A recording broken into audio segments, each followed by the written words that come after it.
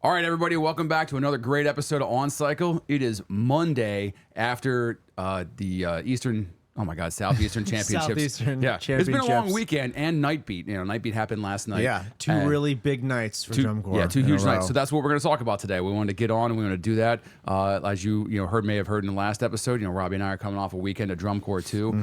We hung out last night, watched the shows, and just kind of put things together. And we think, hey, it's Monday morning. Let's sit down, have a cup of Joe, and talk about drum corps because that's all that we ever do. Yeah. So literally right before recording, we're talking about drum corps, and we got to stop ourselves. Yeah. To be like, let's save this for the podcast. Hold on a minute. We should probably put this as content out there. Yeah. So it's like I said, it's Monday. We're getting ready to go up on to Allentown, which is probably I think is the biggest show other than championships. Yeah, I really do. Anybody who lives in the Northeast who goes to Allentown every year religiously, it's the 52nd year, I think, of Allentown. I think 2 years ago was 50, and then last year was 51, something like that. So, and if that number's wrong, I greatly apologize to all you people out there who think that we should know everything all the time. We're just lovers of the activity. That's all, boys and girls. So speaking of lovers of the activity, one of the things we wanted to bring up, because we've had such a great new gathering of people who are out there watching us right now. And if you haven't been with us since the beginning, one of the things we did when we started this podcast was we wanted to really give back to the community. Robbie and I just like talking about this stuff. He's been in the activity now 8-9 years, and I've been in 26 years. Like, it's just a love of life for us. And our main focus was making sure the activity didn't die. Especially the DCI all age group, because we're moving into this new thing, but just DCI in general and drum corps in general. So for those of you who are new to the channel, the more you watch, the better chance we have of being able to give back, because one of our missions, if you want to call it that, for this podcast is to, when we become monetized, if you guys don't know that, YouTube pays a little cash out for more likes. Channels and all get big enough, they get enough subscribers, enough watch hours, things like that. YouTube stars out there making money. We are going to take everything that we make, not everything, excuse me, we're going to take half of everything that we make, and we are going to create scholarships in the following season. So I don't know what the time frame looks like for that. We haven't become monetized yet. We're getting closer and closer because all you people out there have been finding us recently. So if that's something that it feels close to your heart, please make sure you get out there and share. Send it to other people. Send it to groups. If you have students, if you're a band director or anything else, maybe send it to them and just be like, hey guys, go on there, like the page, like the YouTube channel, subscribe. And come next season, 2025, we hope to be making a little bit of cash. Who knows what it is? Could be $300, could be $400, could be $5,000. Who knows? You make us big, and we'll have more money to give away. Exactly, right? That is the idea that we have for the activity. I know I am super invested in being as open and as clear about that as time comes. So, things like I'll post up my freaking bank statements and let you see like how much money we're making, so you don't think that we're cheating stuff out. Yep. Because this is like I said, a love of life for me. I'm retired. I don't do anything else other than drum corps and talk about drum corps. Yeah. So I really want to see that the activity thrive and go. So that's my little soapbox for the moment as we get into things. And just say thank you. Oh, the other plug I wanted to do, I almost forgot about it. If you're going to DCI finals out there, boys and girls, come to the all-age championship. Tickets are relatively inexpensive compared to championships. If you are a part of another group and you're watching this and you're like some of the open class corps, they have their championships on, is it Tuesday this week? Or Tuesday next week? Next week. But next week. And I know they're early, but they still go to finals. They get a chance to watch. Bring them early. They have those little passes where they can come in and they can spectate and do all that stuff with the world class. Tell them to come see the open class or the DCI all age activity stuff, because we have a lot of good stuff to offer to people. There's a lot of great groups, right? People are really pushing this year. Yeah. And it's not just great groups, but it's a great educational platform for younger kids, because we've turned into a little bit of a younger membership kind of activity now with the all age concept, in that we are very much taking in younger members, and there's older members like Robbie and myself who are here to just give back information, be like, look, this is what you can expect. These are the things you can do. Kind of help people drum corps, as we like to say in the activity, right? So come on out and get kids and younger kids involved in that, and some of you older guys that maybe like some classic drum corps stuff. We're doing good things out there too. Yeah, and also, like, if you've aged out and you've got a a drum corps in your area, right? An all-age drum corps in your area, and you're like, oh, yeah, I think I still got a few years left in me. Yeah. You know, you come check it out. That's what basically everyone in our drum corps who goes and marches DCI does. Yeah. They come back and they're like, I still want a few more years. Yep. Still want to march somewhere, you know? Yeah. If you look at any of the larger or any of the all-age activity drum corps out there, there is one member from each one of those drum corps at a minimum out marching a DCI group right now, and they started in the all-age activity. Yep. It gave them the wherewithal, maybe the confidence, maybe it's just some of the skill sets that they needed to go out and audition. It's really, really great. Obviously, it's primarily in the Northeast right now, but there's a Minnesota group coming out. There's a group down in Atlanta. Shout out to Atlanta CV, by the way. We saw them at the was it NightBEAT? We saw them Southeastern Championships. Yeah, they were at Southeastern, and we got to watch some of their show from this year. Yeah, it's always fun seeing those guys because we never get to see them until finals. We never so see far them. away. Yeah, shout out to you guys out there. We freaking love you guys down there. 60 people in the horn line, big color guard, full drum corps this year. Huge tuba line, bigger than most world class corps. 14 or 15 tubas, whatever it is. You can hear it too. Really it's great. neat. Yeah, they sound really, really good. So shout out to you guys. Yeah, doing just awesome work down there and representing. You know, in this because there's Southeastern Championships. They have like 10,000 plus people at that show. Something they kept cutting the crowd shots, and it was insane. Yeah, that's huge, you know, and that's a really big up for our part of the activity. Yeah. So enough of that stuff. Let's get into the good stuff. Let's get into where we're standing right now because stuff came out Saturday night, and I was like, oh, here we go. Yeah. And before some people pointed out, some of the placements and stuff that happened, some of the big upsets and whatnot. A lot of those I think happened Friday night as well before Southeastern Championships. Yeah, correct. But the way I always view it is, if a certain corps pulls ahead or ties or falls behind, some kind of placement switches up, it feels like oh shoot, something might be happening here. And then when you get to a regional, if that same thing happens again, that's like it sort of cements it, legitimizes it a little bit, right? I think so too. When you put everybody together and and all the judges that are giving scores get an accurate look at as many groups at one time as they can, you get a better. I don't want to say seeding, but you get a better understanding that this whatever's happening is probably happening correctly, right? Yeah, and totally it just, if anything, it's also just a second opinion, right? A second look for a whole other big group of judges to go like, yes, that is what's happening. Yep. This is how these placements, are supposed to be landing. Exactly, exactly. And I think I said this to somebody this weekend. I said I think for the first time in a long time, I've been looking at scores and recaps and placements and everything else up to this point in the season. And I feel like this year adjudication has been really, really good. I think it's been very accurate for what we're seeing, There are very few. We've been looking through the recaps all pretty much last night and this morning. Yeah. Very few placements that I would kind of disagree with. Yeah. I think. Yeah. I totally. If any. Yeah, I agree with that too. So we'll start with the bottom of the group too, because there's been some moving. Like we've been watching Madison Blue Knights really fighting it out to see who's going to be in that bottom place. Which we should mention. I think I'm looking at the lineup for Southeastern. Okay. Few key corps that weren't there at Southeastern Championships. I think Knights and Scouts were both not there. Correct. And then Cavilers and Troop.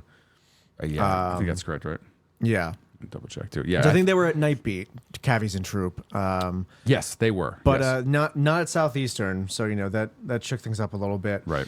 And made placements. So if you're looking at the Southeastern recaps and it looks like someone near the bottom might have jumped, just double check it just in case. Right.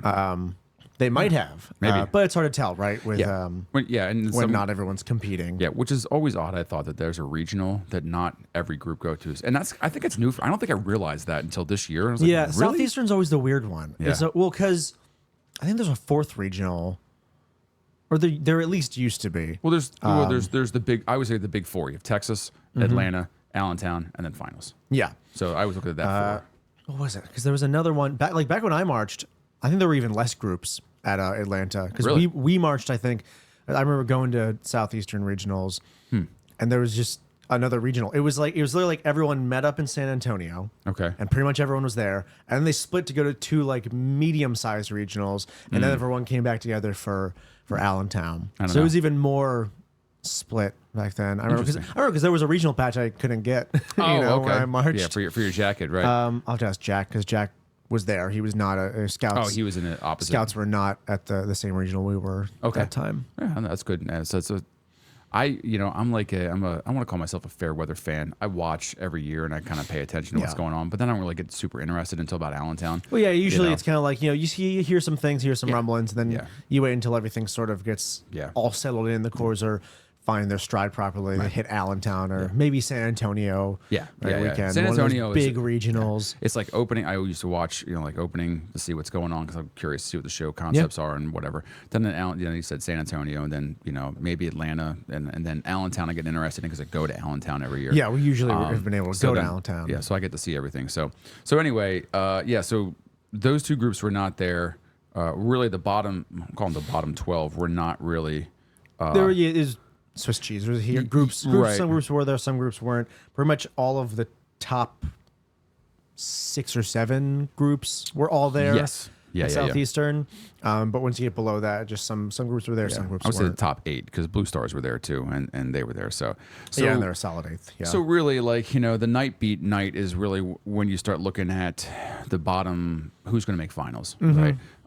Crossman was at they're at Atlanta, but they weren't at NightBEAT. So they're a little bit lower right now. They're sitting in 15th. Pacific Crest, way up in 14th right now. And I heard a lot of good things about their show. I kind of like their show this year. They're doing really well. I think, now that you have the recaps here, I think drums is what they're doing really, really well in right now. It's kind of propelling them forward. It's really helping. Really helping their whole thing. And I like their show concept this year. It's pretty good.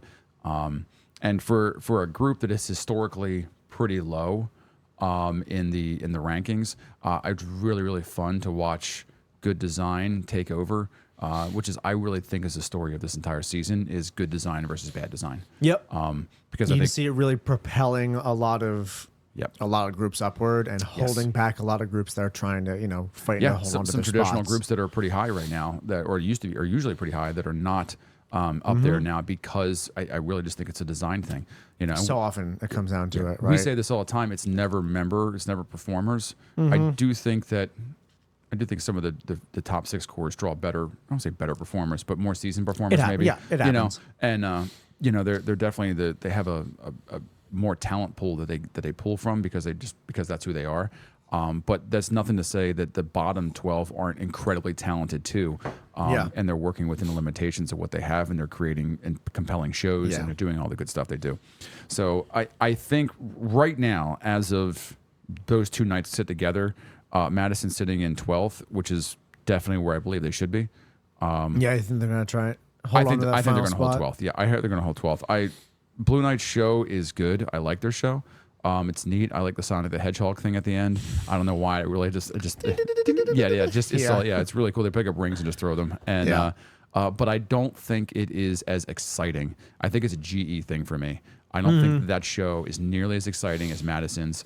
I think Knights has struggled a little bit with the effective GE the past 2 years. Yeah. So I'm not that surprised by that. Right, which makes sense. I also think, and this is just I do think crowd, as much as adjudication shouldn't be based off of crowd reaction and what people want, because it should be on performance and all the other stuff and content. I do think that the crowd makes a difference.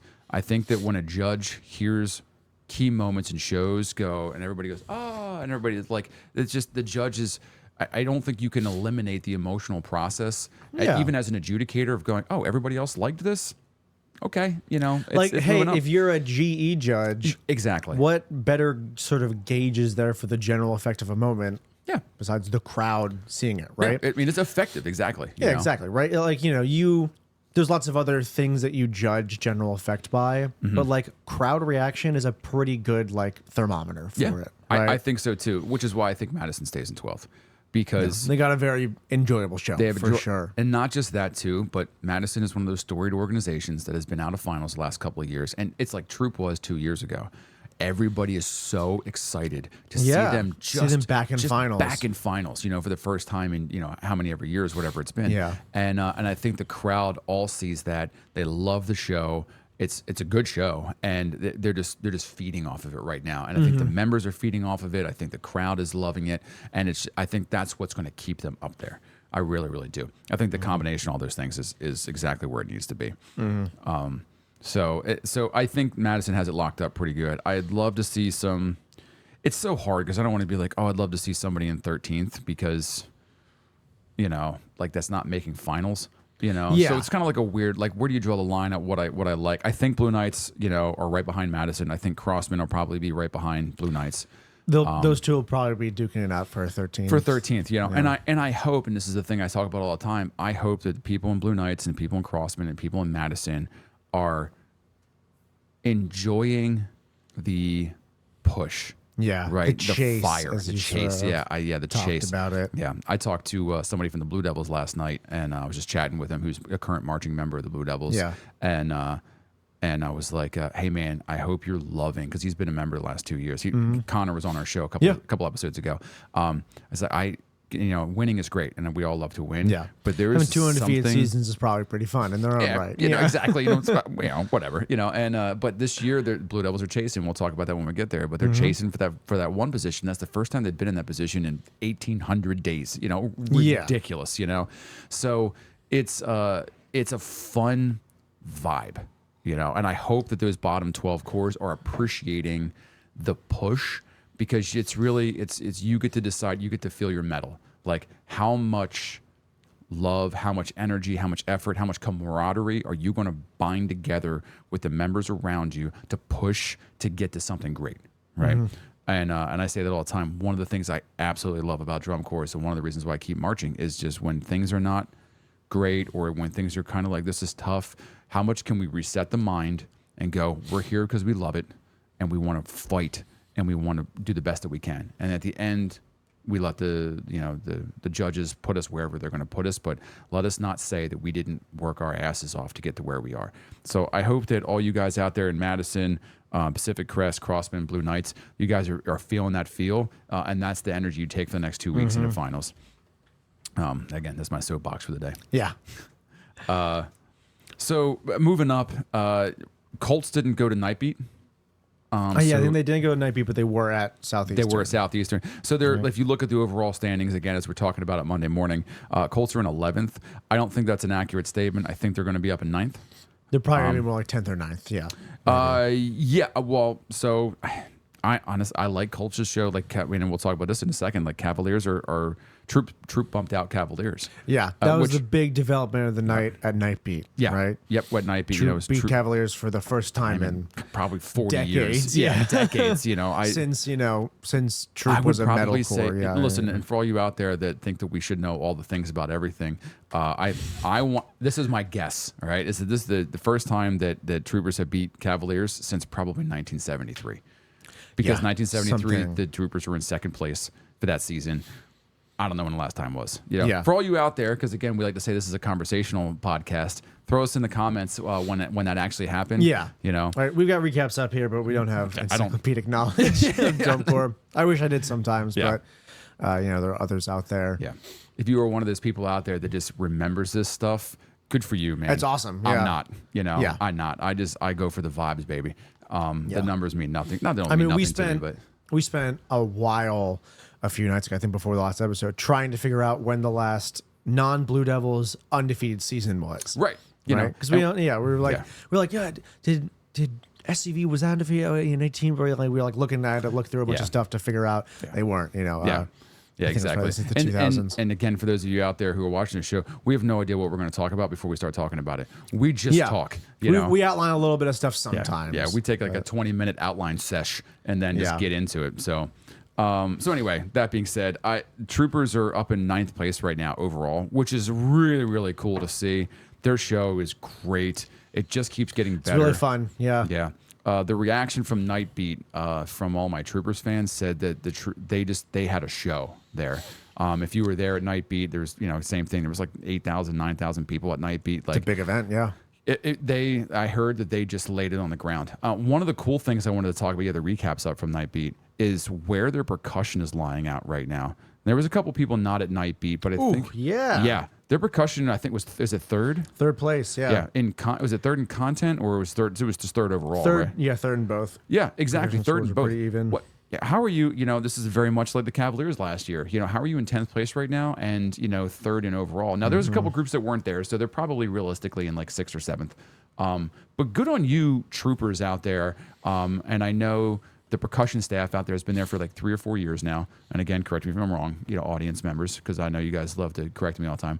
That's one of the best parts of the internet is correcting people. It's correcting people, you know. But they've been out there for a couple of years. When I was out with the alumni corps a couple of years ago, that was one of the things that I went to their banquet, and they had said that they spent a lot of time cultivating a really great environment for the percussion, and that they were really, really excited for the upcoming seasons because they had a staff that was very dedicated to staying there for X amount of years and go, this is my home.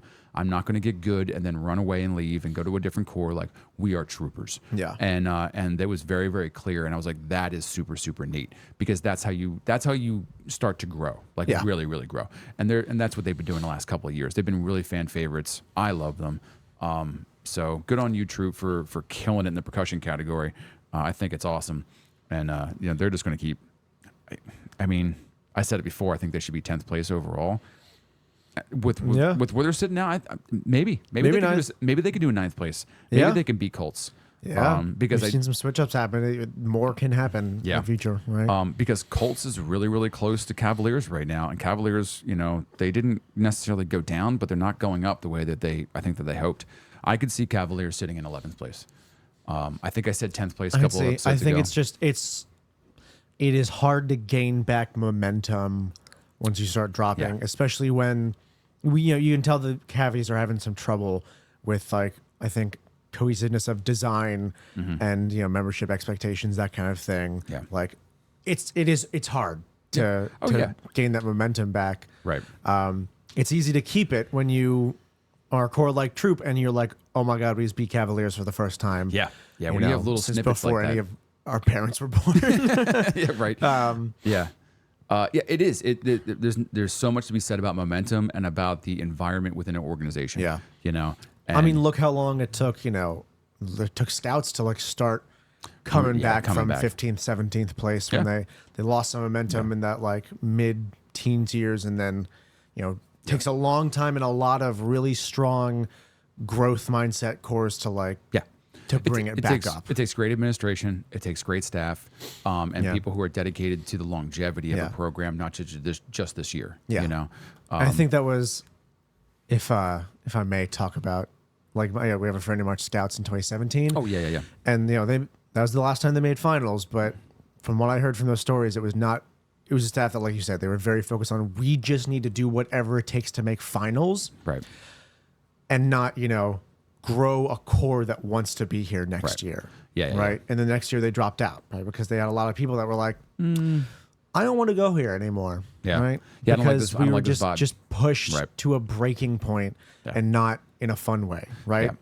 I get the feeling this is very outsider looking in from the cores this year, but all of the, you know, sort of 9th to 14th place cores that we watched last night, it looks like the performers are really having fun. Yeah, I agree with that. And from what we've heard, right, from talking to Grace and Caroline, right, our members that are in cores like Crossmen and Scouts, respectively, right, I think those bottom cores are really taking that lesson to heart and trying to build, you know, those bottom of the finals cores are really trying to build, you know, environments and atmospheres and cultures of, we want members to actually want to stay here. Yeah, absolutely. Right? And that's what's going to take, you know, because the whole like just push them until they break thing might work for a few years, or it works if you're winning championships. Then it can work. I mean, yes, it can. I mean, yes and no. I mean, well, yeah. I mean, look at the Reading Buccaneers. You know, they push them until they break. Or you know, but Crown in some of those really strong years, or Cadets. Yeah. I mean, Cadets were very classic for that. Exactly, you know? Right. It's like that kind of thing can work if you cultivate it the right way and if you're dominating. What's the other thing too is there are some members out there that love that environment. Yeah. You know, there are some people that just love that.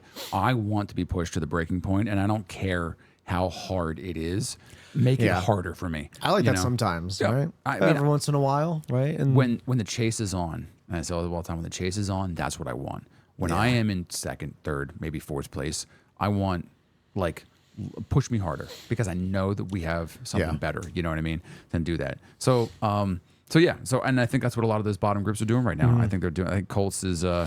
I think Cavies they're struggling with some things up there. Just looking at the internet. This is what's going on. People are, getting fired and people are getting moved and all these other things too. Yeah. That is a very difficult thing to deal with from an emotional standpoint.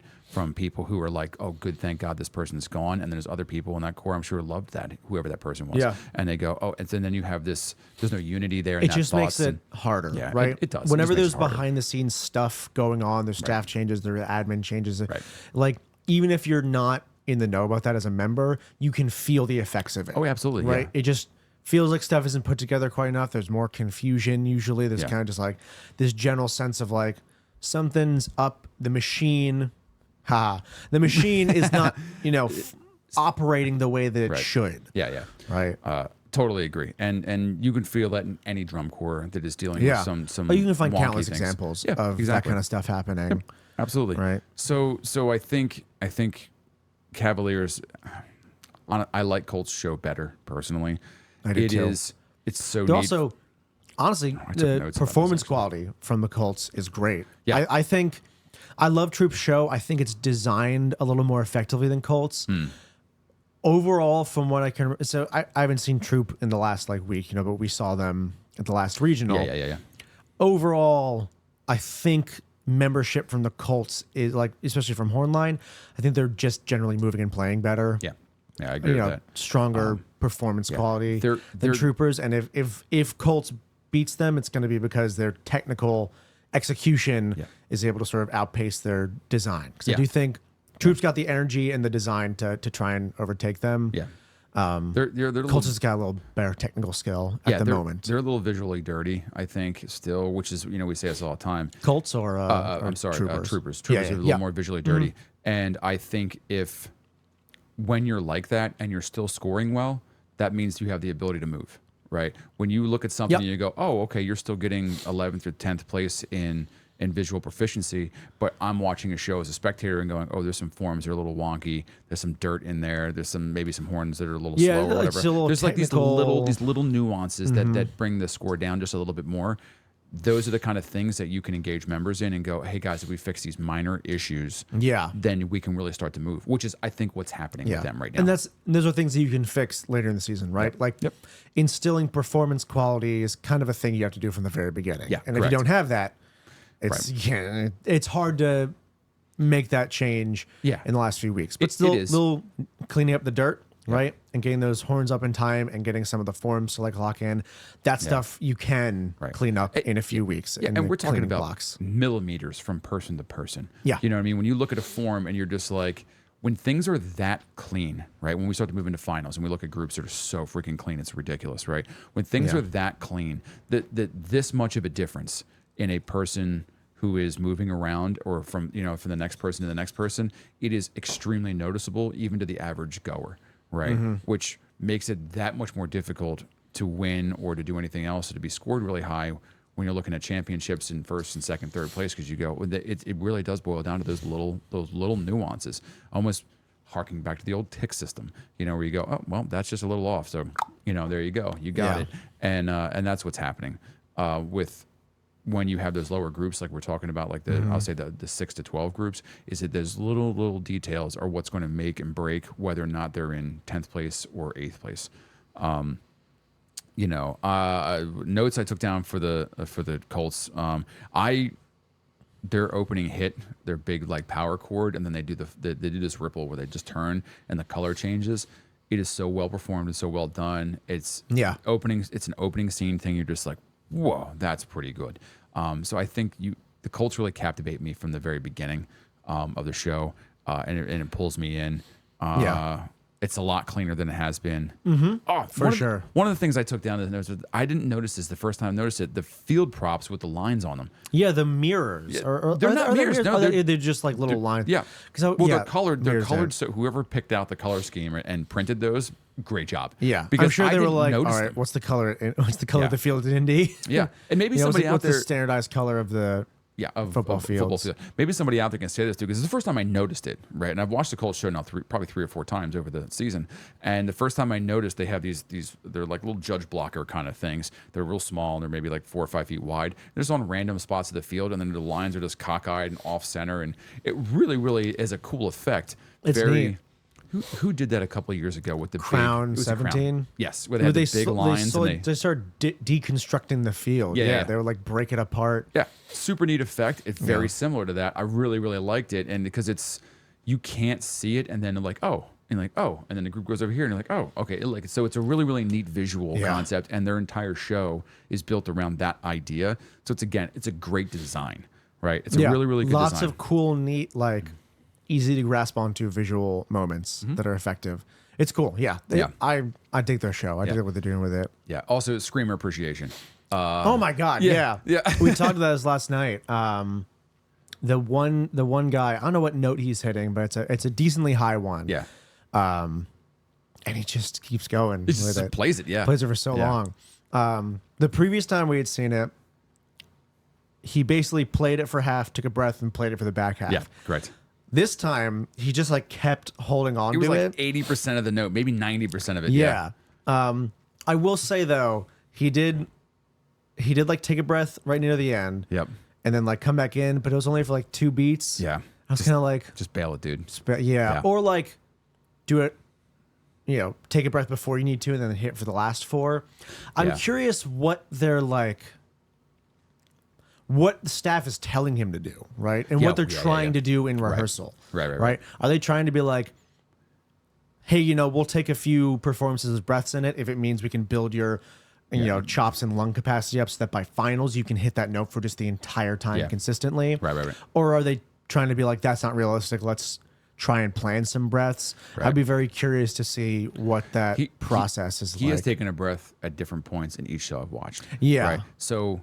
And this is an opinion of mine, obviously, and you said this last night. Like when you're that close to the end, it's already impressive that you have been murdering this note. I mean, he held up for a stupid long time last night. It was really good, right? And it was really good. If he had just stopped right there, I felt like it would have been more. I would have been just as impressed as if he came back in for the last 2 beats and then did whatever. Like, dude, you're fine. That's good, man. You held it forever. We all were. You held it for like 9 bars. Yeah, we clapped, and then we clapped again because you were still going. You could have stopped at any point. We'd have been like, hell yeah, and like everybody would have appreciated it. Just take the horn off your face and it's like fist bump for the last like 2 counts. Yeah, just give like it a little cha-cha, like, get into it, or they'll flip over your shoulder, the trumpets like to do because they have their egos that they have. Yeah. Whatever you want to. I mean, good for you. It's awesome. It's really cool. Yeah. That's... I'll be very curious to see what that looks like come finals weekend. Yeah. Right. All power to you, man. Because there's a lot of really great trumpet screamers across all the cores this year. Right? Yeah. I totally agree. So yeah, it's good. They're doing fine. I think they end up in. I'm back and forth because emotionally I want Troopers to be ahead of them, but I feel like Colts will hold on to 9th. I feel like that too. Because I just think that they're a little cleaner, and their show design is more from a conceptual idea. It makes more sense. The Troopers have a more fun show, I think, because of what it is. There's a story, and I like a story show. It's a great story show, which we've seen. I feel like we've seen less and less of those. Yes, correct. In the last few years, and I think it's with some good reason. We had Nick on here to talk about story shows and their challenges in modern drum corps, but it's really cool just to see one that just works. Listen, they've been a fan favorite now for the last 3 years, right? Yeah, and they've been doing cool story shows, and they've been the story shows, cool like story shows with like American theme and dressing. Yeah. Right, and the cool like core identity. It's a cool bit of classic drum corps feel that I think resonates with people. Yeah. In an era of so much change, when people like get whiny and kind of complaining about like, well, I don't know who this is, which I would never do. I don't know who this is. That doesn't look like the SCV or the Bluecoats that I know, or like, whatever people want to gripe about, right? Yeah. The Troopers have a very, very real identity. There's so many pieces of their uniform that are very consistent, and their vibe, everything, the storylines. They're just doing a good job of being a drum corps that people want to watch. You know what I mean? That's all it is. They're one of those drum corps that people have their eyes on. Dirty or not, it doesn't matter. Where they place it doesn't matter. People want to watch that show. And that alone You know? is going to contribute to growth in future years, right? Absolutely. And keeping them in finals and keeping them climbing potentially. And I'll say the same thing about another core later on because I think that's the reason why they're climbing as high as they are right now. Yeah. So, Well, then let's move on. Then. Yeah. I think the core that is shaping up to be pretty undeniably in 8th place, right? Yeah. I don't think they're going to catch Vanguard. I don't think Colts or Troopers are going to catch them. You mean Mandarins? They're not going to catch Mandarins. Sorry, Mandarins. Yeah. Yeah. SCV would be wild if they caught them. No, but yeah, Blue Stars. We got to see them. I think a lot of our comments on like the visual look and design of like the uniforms and props stays true. Yeah. But like, they're just performing the hell out of it. Yeah, they can play. They can play. Really they can move and play. Yeah, really well. Yeah, absolutely. And that's why they're where they are right now. And, we've said this. I think ad nauseum at this point. Design and concept makes such a huge play in where you place. Yeah, you can only perform so well if you don't have all the pieces of the puzzle to make it just that much better, right? In a modern drum corps era, you can't just play well, you can't just move well, you can't just spin well. Like, you have to do that, but you also have to have a package that is designed to be successful as well. Yeah, and I do think for context, right? Because I'm kind of like, okay, yeah, Blue Stars is doing its thing, doing their thing this year. But for context, I feel like I forget about this sometimes. They got like 11th last year. Right? I think Cynthia. That's very true. Yeah. They got 11th last year. Was it really that low? Wow. I think so. Okay. I think You're probably right. Right? You're probably right. Like it's the same thing. So going from that to 8th, that's still a big jump, right? It's a big jump. I think the show design overall is far more. We talked to Adam about, right? I think they made it far more accessible. Yes. Oh, I totally agree with that. Yeah. Even though some of the bars I think some of the props look kind of high school bandy. Yeah. But the overall like writing of the music and visual and the visuals moment to moment is strong. Yeah, it's very strong. And the performance quality is very strong. Totally agree. They can really. I made note they have a really cool, big block move that's like also like it's like a bunch of technical drill. While they're doing a brass feature, essentially. Okay. Right. And it's great. They're moving like lines back and forth, and they're like intermixing and then breaking apart. Oh yeah. And that big like diamond block they have that moves center field. Yep. It's really good, and like they're playing with like a nice dynamic control and technical control. And it's just a nice showcase of like, hey, look, these kids can move. Right? Yeah, they can move and they can play. Exactly. And and I think that one of the things I noted was I really like the setup in the pre-show. With shows like that's so broad, like it was at Universal, obviously they have the planets all over the field, so you can kind of tell it's about the universe, right? But there's a very good lead in a pre-show that helps the audience understand exactly kind of what's going to happen. Yeah. It's just a good rev up moment, to kind of go, oh, okay, I don't need to go watch a 20-minute dissertation about colors to understand the Blue Devil show from last year, because it's so highbrow conceptual that I just don't get it. Again, as an accessibility from an audience member, I go, I totally understand. I totally get that. I really like their closing moments. Good on you for putting a star in the show. I think it's neat. It's cool. Yeah. There's a bunch of sets in the show where they're like half a star. It's not quite put together, and then they resolve at the end. It's a little muddy. I think as it gets cleaner, and that's why they stay in 8th. Ending. Yeah, I think it'll be fine. They'll be in 8th. I don't think anybody's gonna catch them. No one's gonna touch them, and I don't think they're quite. Gonna. I don't think. Again, I think maybe their Hornlight's moving and playing comparably to Mandarins. Yeah, I would say that. But I think the show design just not quite. What do the recaps say when it comes to that? Let's check it out. Yeah, I double checked. Let's check it out. Let's dive into the numbers. I did look it up and confirmed they got 11th last year, so it is a solid, nice jump for them. Right. Yeah, I mean, brass. They're 8th in brass. They're pretty solidly 8th. 8th all the way across the board. I thought I remember seeing that. Yeah. There's no real part of their core that's really jumping up and or down. Yeah, they got like one or two. Music analysis was 9th, but only by a little bit, right? Yeah. And again, Colts beat them in music analysis. I would believe it. Yeah, that makes sense. Totally makes sense. Yep. Right. But overall, Blue Stars got us like a 17.5 in brass compared to Mandarins with a 17.8. right? So they're close to one another, close, but they're not. But they're still far enough away that I don't think they catch them. Yeah. You know. And then so maybe they jump someone in sub captions here and there, but I think I mean overall, there's more than a point spread between them and Mandarins. Yeah, exactly. You know, right? And I would bet most of that is probably in GE. Probably, yes. Yeah. Because, I mean, and so as we're talking about the Mandarins, might as well go into it. Their show is just GE-filled fun stuff. Very cool, The more I watch it, the more I like it, right? I think some of the timing things have gotten better. I think, because there's a lot of stuff in their show that relies on timing of the guard mixed with the horn line, which is in the drum line put together. And it was just like a half a second to a quarter of a second off throughout the season, and it's getting tighter. Which is why I'm enjoying the show more and more as I watch it, because it's a fun show. Yeah, I think they're solid. They're probably pretty solidly where they're going to be, right? I think they're. And they didn't. So they were at NightBEAT, but they weren't at, or they were at NightBEAT, but SCV, who's just ahead of them, was not at NightBEAT, and SCV score wise is still ahead of them.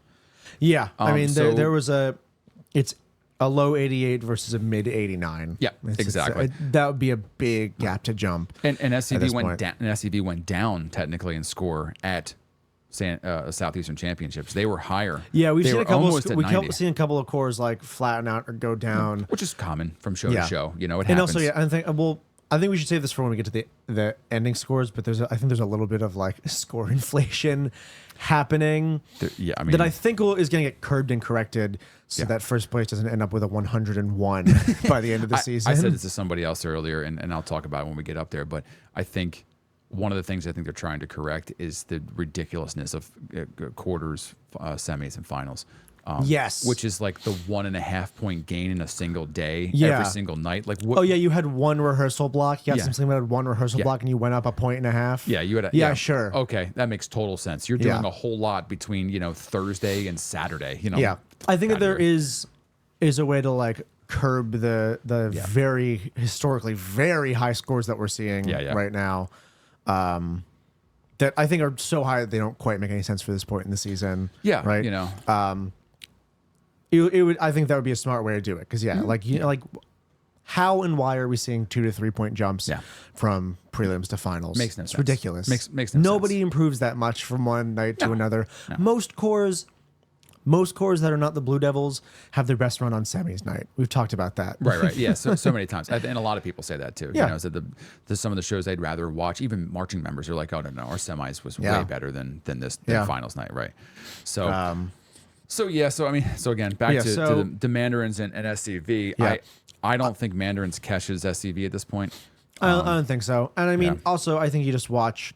You could say, I think you could say some moments of Mandarin show are designed more effectively. But if it comes down to performance quality, SCV is just on it. Right? You can see Mandarins is great. We were talking all the time about they're moving great. They're pumping sound through those horns, right? But you can just tell there's a bit of a noticeable step difference in performance quality. Yeah, I think so. I think so too. Well, I also think there's a noticeable difference in the difficulty of what they're being asked to do.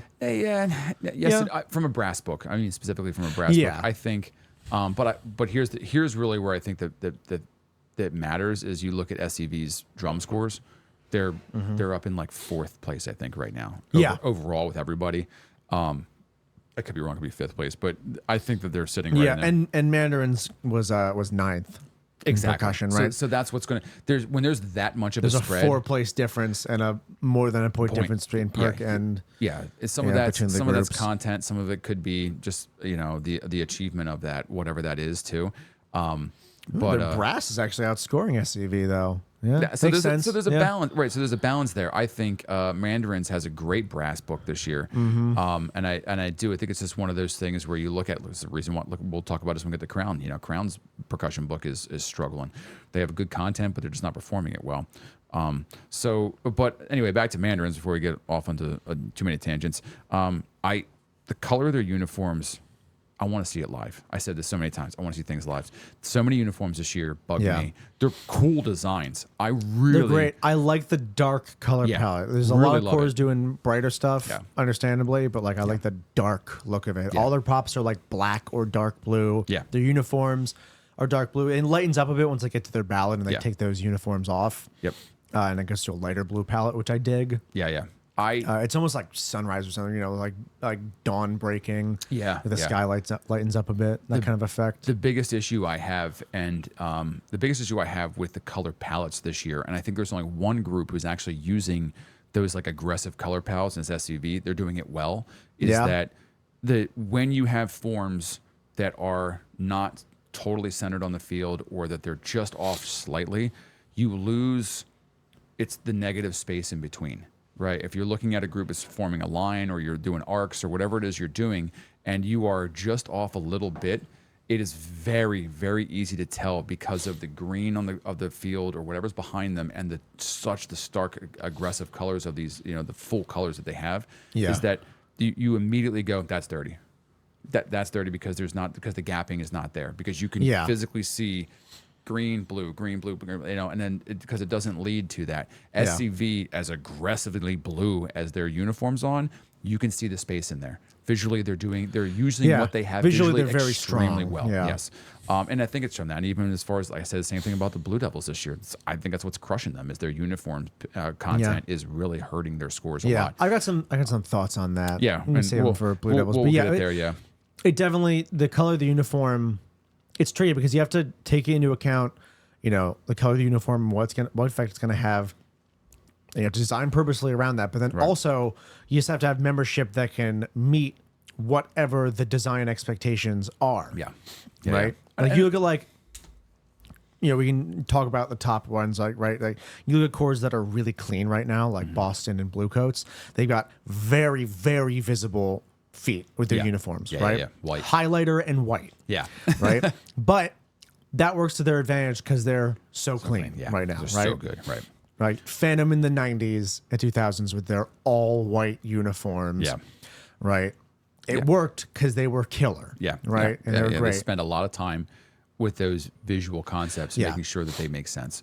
Listen, I'll even say, the core I mentioned, Blue Knights in 2017, not quite as clean. And we had skin tight, white, sparkly pants. Right. And I think we were like, still looked decent, but it was definitely, I think the dirt showed a little better. Yep. Because you could see everyone's legs. Yeah. Like literally the perfect sculpted outline of their legs. Yeah. And again, you look at the color in between. When legs are moving and they're going back and forth, and camera shutter, pretty much. Exactly. And you can very easily see when the person standing next to you is phasing in their feet and they're just not quite the same. And you're like, ugh. And sometimes you don't notice it, but you feel it.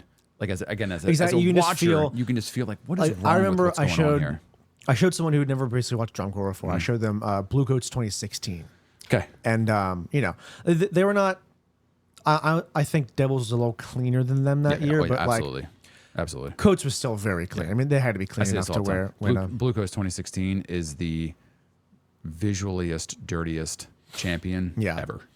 But it's still great show. Don't get me wrong. I think they deserved to win that year. Yeah. But when you watch them from a visual standpoint, just from a legs standpoint, woof.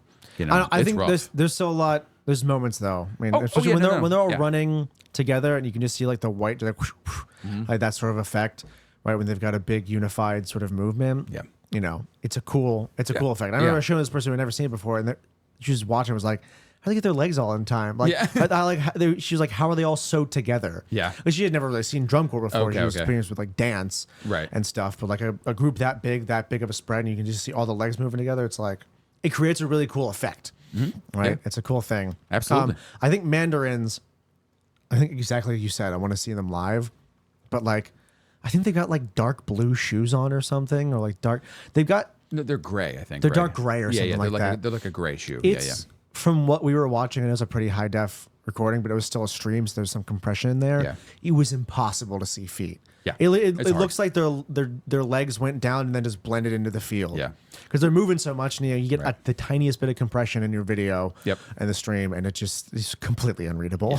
Yeah. It is. It's the same thing, and that's why I said it's so hard for me to judge the uniform, because I love the uniforms from a from just a visual standpoint, looking at them, like those are cool freaking uniforms. Oh yeah, they're great. They're As really a cool member, uniforms. I would be so excited to wear that uniform. Oh yeah. As a judge, The masks too. yeah. Oh yeah, and I think that's new too. I think I wrote that down. Yeah, I didn't notice it last time we watched. I didn't but they either. have all, So the, is finally that have the masquerade for all you masks. people out there? Is that new? Is the Mandarins masks things that Yeah. they put on, which I would say leads me into my next thing too. One of the things, and maybe it was just because of the camera angles that they got this time, is from a body visual thing, because I am one of those people who think that we use a gratuitous amount of body visuals in drum corps now, and we could probably cut it back significantly and Yeah. be just fine.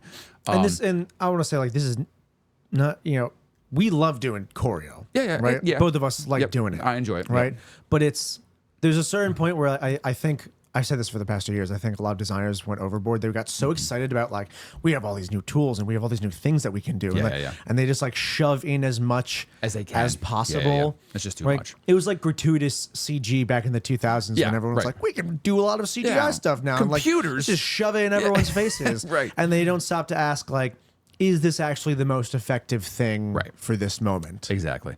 And so anything what I was saying with that with with them is that the visuals that they put in, if you look really closely, they have the most creative visuals for the concept of the show that they have that I've seen all season. They have a lot of very New Orleans kind of feel visuals. Like when you think of like New Orleans and, and like the vibe that they're trying to create and that Yeah. very jazzy kind of feel. And you think in your mind, you're like, when have I seen a movie or I seen like the way people moved in probably like the 20s, 40s and 60s, like through the era of jazz in New Orleans. A lot of their body visuals very, very much They mimic evoke that. that, Yes, yeah. they do. So I'm like, that is a really cool visual. That makes so much sense. And it looks like the members are excited to do those visuals Honestly, because it feels right in the show. you With know? almost every single group, I would say from like Colts on up, you can just tell the performance quality is so Yeah. just so top notch this year from everyone. Yep. All the members, you can watch every little member, right? You can pick out individual moments, and everyone's just such performance quality. Yeah, exactly. And I Right. think everybody, and like you said, like I like doing choreo, I like doing body, as much as the next person. I don't particularly care for it when it's just there to be there. Like I want it to matter for what Yeah. I'm doing and what I'm playing and for maybe the story of the show or the concept, which is Yeah, why right. I really like Mandarins and what they're doing with that stuff right now. Yeah. Because there's a couple of spots. It's a very that- smart design team. It clearly knows what they're doing. There's a couple spots. Well, and I'll say this: as much as I hated it last year, hate is a strong word. I just didn't like it that much. The Bluecoats from last year, and they had that big like thing of love, and they were doing the freaking full dance while the narrator was kind of going Yeah. over the whole thing. So stupid, so dumb. I hated it, but in a show concept with what they were doing and why they were doing it, it made total sense. yeah. And I was like, okay, cool. And they did it very well. And Bluecoats is I mean, they're just probably yeah. the best at that. Yeah, absolutely. Yeah. And it makes sense. So kudos to you, Mandarins, for being awesome like that. Yeah.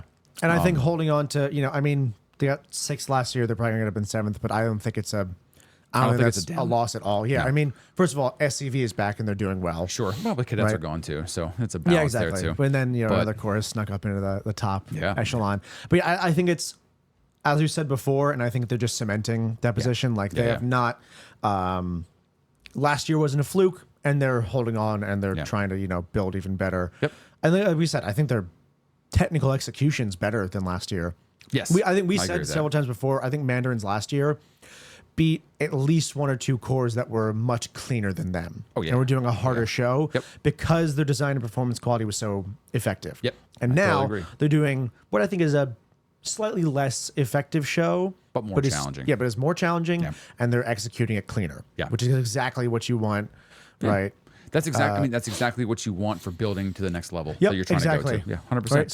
So then you build the membership, you get them stronger and stronger, Mm-hmm. and then next time the designers happen to just click on a show design that works, Yep. boom, they're going to jump They're up gonna to jump like 4th or 5th or something. Yep, exactly. They're going to move up and move up. And again, there's a lot to be said about creating decent shows, even in your like lull years, your lower years where you're trying to build. Yeah. That members or people that are watching can go, "That's a fun show. Yeah, I but yeah, want it's to go still march cool." at that Yep. course specifically." So I'll say 3 more things about Mandarins before we move on because I actually took a lot of notes on these ones. I think it's really neat. when they take their jackets off, that they give it to guard members. And make it a moment. And they make it a moment, and it's just under. And the guard members like, oh, it makes them look like a bellhop, in that New Orleans kind of jazz feel. Anyone it's a who's really designed, cool design idea. Anyone who's designed a drum corps show knows transitionary moments are the hardest things to design. Yep. Right? And it's great. It's awesome. I love it. It's and great. Yeah. I'm sure there's people watching me like, why are those guard people carrying coats? Like, it fits the motif. It makes total sense. Everything about it makes sense. Super, super cool. And this is my two down moments of the night. The trio is still not loud enough. The sousaphone trio, like, what, guys? They need to crank the volume a bit. Just turn it up. Like, and I can't hear it. It might be Flow March miking issues. There were some weird miking issues there, but still, I don't know. Still, it's not, I've seen it so many times now. I don't think it's a miking issue. Yeah. I think it's a balance. It's their production value. Because like this time I was like, okay, I can hear it, but it's still it's the whole moment. Like they're the only ones playing. Why isn't it louder? Put it up. And then conversely, they have the big hit before the new closer now that they put in, which I think is super great. Yo, calm down, synth player. I got it. You can press one key real hard. Oh my god, yeah. It was the final chord. Yeah. I thought my stereo speakers, my stereos were gonna blow apart. I mean, like we said, the horn line's moving air. Yeah, I couldn't hear them. The synth player, it was way overblown. Yeah. I was like, whoa. Like this is not just an old man yells a cloud thing. It was covering up the entire horn line. Yeah, I mean, it was like we get it.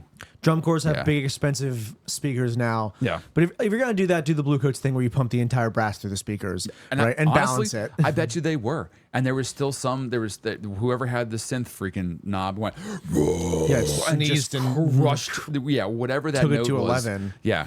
And I was like, geez, ridiculous. Man. And then they go back into the props. Yeah. I love a good, I was just reading a thread in Reddit of like the best like down endings. Yeah, I think it's really great. Good. It's so good. Cool. It's such, again, it fits the motif, the story. It feels like everyone's gone, the nightlife has gone. Yep, it's time to go to bed home. kind of deal. It's such a cool Go back it's to such bed a cool ending. Good on 5 in the morning. Good on you, Mandarins, for just doing good stuff. So cool ending, yep. Yep. So moving on to SCV. This is a show that grew on me, I think. Yep, it's been growing on me too. This is my second full rep of it, full time seeing it. Color scheme is cool. I don't know what was happening with the stream. I think a lot of cores that have that like very aggressive, incredibly saturated color scheme looked a little better last night. Yeah. I think the saturation was down a bit on the stream, and I think it just helped make the colors a little less aggressive. Yeah. That's why I dug it. I've said said it like so many times now too. I want to see it in person, right? I want to see what it looks like live. One of the things I don't think I realized, this is my third or fourth time watching it, one of the things I don't think I realized is how much body and how much the horn line is not playing at the beginning. They're just kind of dancing and doing everything else. Running around, yeah. Great visual moments, and I think I just appreciated them more last night for whatever reason. And, it's a nice build. The first time the brass enters. And then the brass comes in and just gets into it, and I'm like, oh, that's what I'm talking about. So good. The trombone, I thought the trombone feature. Oh, the 4 trombonists, they have their little moment in the I don't know, it's the second number or whatever, midway through. I thought that was balanced extremely well. SCV is one of the groups I think this year that is balancing their sound system very, very well. Great mellow soloist. Yeah. Too. Awesome tone. And I think she is also the French horn soloist. Oh, yeah. Later. Kills it in both. Beautiful tone for both of those. Yeah, really, really cool. And this is one of those things where I don't hate to highlight it, but I feel kind of weird highlighting it because I don't think it should be an issue, but it is, so we should talk about it. It's female soloists. The activity is not, I mean, we all know we've watched the activity long enough. It is very, with the exception of the color guard, because that's pretty well balanced. The horn line and the drum line is very unbalanced when it comes to male female tends to be a lot of representation. men. Right, so there's more men than women, and then because of that I think you end up having more male soloists just because of percentages. So when I see a group as good as SCV and they have female soloists, that to me says, and I'm not saying that any other group doesn't do this, but that to me says that there are people in that organization going, I don't care who's standing in front of me. I want to hear the best person I can find, right? And I think that speaks worlds to the activity and some of the progression that we've made in it from I don't want to say a sexist place, but like from an equality. Yeah, that's word. I mean, it was even more male dominated back in the day, and so any steps we can take to make it a more equal activity. I just think it's neat. I just think it's neat to see, and they're extremely Definitely. good soloists. They're great. Yeah, 100%. This was the other thing too. I wrote down on this one too. I think SCV is one of the very few groups left that are not miking half of their horn line, individually. Like if you look at the top 3 cores, at least four members in each one of the brass sections is mic'd, and I think that is for power at certain times in the show. And it's to basically have it be balanced all the time, no matter what the design, what the visual design. And I had an issue with that when I saw that. Probably, I think it was 4 years ago. I saw BD doing it, and then I saw Bluecoats doing it the year after. The first time I noticed was Coats in 22. I think it's the first time I really noticed it. It was like 19 BD. It's the first time I noticed it. Yeah, it was that year, and that was my big gripe with them winning that year, because I really thought Coats was doing it too that year. I think Coats is the biggest offender of that particular issue. Yeah, I mean, I don't disagree because they're right there with the Blue Devils when it comes to that stuff. I always had an issue, and then every other core was like, well, if we're going to keep up with people who are winning, we have to do these things. And then I really think it takes away from the member experience of, they're like, oh, you're the best 3 people just get, okay, well, what am I supposed to do? Exactly. How can you hear me when you're pumping all of this other dude's sound through these speakers? Like, what am I even contributing at this point? You know? Yeah. Unless I'm in the lot, just playing cool stuff. Yeah. I've talked about this. I think designers tend to like that because it makes it easier to balance from far away. Yeah, no matter where they are. No matter where their horn line is. That's my point. That's the challenge of it. Exactly. That's the purpose of drum corps. I think art thrives in a certain set of constraints, right? Absolutely. Some constraints are good for art, right? It forces people to be creative in ways that they haven't thought of before, right? Yeah. So when you get something like, Bluecoats in 2017, where they're all in the very back corner and playing, and you can still just hear them perfectly fine, it's kind of like, what's the point? Yeah, why did you make these guys run all the way to the back sideline to turn to around? Create a cool visual moment, but then you're not going to do anything with the music. Yeah, it wasn't even that cool, the visual moment. It was just like, hey, look what we can do, so we did it. Yeah. I agree with you. It didn't make any sense. So it feels, again, I say this when I look at SCV, a group like SCV is not doing that as much. I'm sure there's 1 or 2 people, but when I watch the core, I don't see the mics as often. So there's probably a few people who are mic'd for solos and other things and whatever. But it's not half the freaking horn line. They have no props, and they're still sitting in 6th place, 7th place, 6th place. They're a top 6 drum corps solely because they move well, because they play well. The show is compelling, and all the pieces fit together. And I think it's a neat idea. It's a good show. I really like SCV's show. The one downside is the last note of the show. They hold they hold that chord it's so long. I'm like, guys, and I get it. It's a neat visual because there's the guard that's throwing rifles in between there. Yeah, and they're all moving and moving towards the one side. Catch. Rifle. Catch. And I'm like, oh my God, this is taking forever. And I just want it to end. I love a good power chord at the end of a show, but I love a long power chord. Yes, a long power. Crown would do that in the 2010s all the time, just and it was awesome. Yeah, I want to be murdered with sound. I love it. Just give it to me. And they're playing it really well, but it's like there's nothing else going on that's really drawing my attention. It's just too long. Yeah. It's like long notes. You'll hear brass instructors talk about this all the time. Long notes are hard because they have to go somewhere. Yeah. You can't just hit a note. Otherwise, it just sounds like a synth, and you're just like sitting there and just letting it carry through. So you either have to do something with it and just grow and grow and grow the whole time, or add something, some kind of visual moment. Maybe they press towards the front of the field, or maybe they do a little horn pop and press towards the box or something like that. Yeah. Or it has to be so unbelievably loud and powerful that you're just in awe of how they're maintaining it. Yeah. And SCV's horn line is awesome, but they're not quite there. No, they're not a powerhouse. Maybe they could have done that in 17 through 19, right? Mm-hmm. I agree with that. But you have to be, and again, this is no shade towards SCV. Their horn line sounds great. Yeah, they rule. But in order to pull that off, that just super, super long note that just sits in that volume and you just bathe in that sound, you have to be the best horn line that year. Yeah. Otherwise, it just doesn't quite work. Yeah. Right? Yeah. Otherwise, it's like you can shave 2 bars off of that and just press towards the end. Yep. Yeah. And that's not to sound like a high school girl when we talk about this, because we're talking about SCV.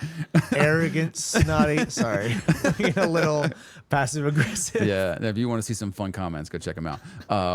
But we appreciate all the we comments. appreciate all the comments. We That's do. great. I love it. Yeah, that's great. Yeah, we love SCV. I'm a big fan. Yeah. Oh, the last thing I'll say about SCV from the huge flag moment they have. During I think it's their ballot or like toward when they finally take out all and it's just such a cool and such a unique moment. Yeah, I really do think I wasn't sure how to feel, but the I like them more and more every time I see them. Honestly, every time I see him, I think they designed the uniforms to work with. Yes, those. I mean, they all kind of look like weird they look 80s future soldiers. Yeah, I was gonna say they look like ninjas. Yeah, they look like. If you like Teenage Mutant Ninja Turtles, exactly what do ninjas look like in 2090 or something? That is exactly what I thought of too. Yeah. Like they look like Ninja Turtles. Yeah.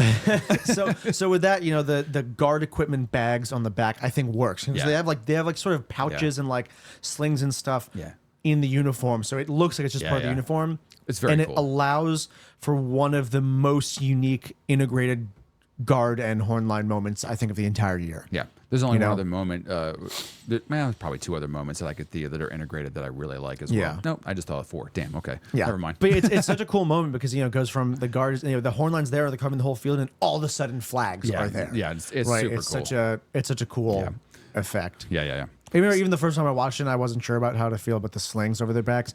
We got to that moment, and I was like, okay, yeah, that justifies it. There were some close-ups, I think, in the broadcast last night too that made me feel that way. I was like, oh, okay, these look really, really neat against the back there. So I think that brings us in technically right now who's sitting in 5th place, although not in my mind personally, which is Phantom. But I mean, Phantom, I don't think was they were not at NightBEAT. They were not at NightBEAT. So I say let's talk about the 4 and 5. Yeah, I mean, listen. Because I think this was one of the big developments of Friday and Saturday, right? Yeah. I watched that show Saturday night after we got home. We were watching it inside in the house, and I watched the scores come out live, and I was like, one, I'm a genius. I told y'all. Number two, I think the really amazing thing is we talked about we were like maybe by Allentown or finals, right? I think we thought there was still a little bit of growth to be had. Yeah. But now for 2 nights in a row, Phantom beat Crown. Yeah. Which is the first time in I think I said since like 2008 or something that probably has happened. Yeah. 2012. 2012. Oh, they got second or Keo. Second with Keo dropped right? it. Keo dropped it on my boy Keo. Dropped it on my page. It's like 4,217 days. I always forget that Phantom was super strong in 2012 as well because they didn't win, but they still they were up there. They got I think they got third. They didn't get second, but they got third. It wasn't that they beat them at finals. I think it was just they beat them at some point in the season, something like that. But also crazy year to beat Crown. Yeah, even at one single show. Yeah, because that was a good year for them too. Yeah, and so I think I said in the previous episode, I think Crown wins or Phantom jumps Crown at Atlanta. And then when Allentown, Crown will jump them again. They'll flip. Yeah. And then at finals, it'll be back to Phantom. Yeah. I'm not even sure. I mean, listen. Let me look at. It's the same thing. It's very close. It is very. I mean, it's when you look less at captions, than 0.1 apart. So who's better? Who's not? Crown's percussion is killing them right now. I think, or at least the judges. I can't say their percussion's killing them, but the judges are really not giving them the achievement scores that they need to be. To jump ahead of Phantom right now. And the Phantom's GE is just out of control. We've talked so many times about Phantom show and how much we love it from beginning to end.